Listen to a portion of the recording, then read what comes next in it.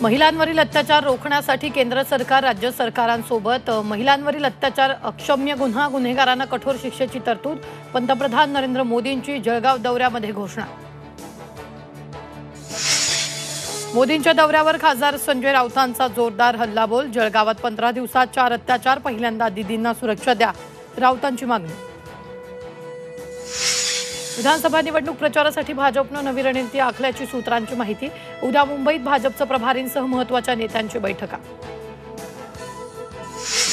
राज ठाकरेंचं अकोल्यात जोरदार स्वागत। एक दिवस आधीच राज ठाकरेंचा दौरा आटोपणार। उद्या बुलढाण्यात जाण्याऐवजी आजच बुलढाण्यात बैठक।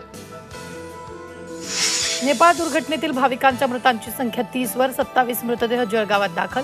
पीएमओ फंडातून मृतांच्या नातेवाईकांना 2 लाखांची मदत।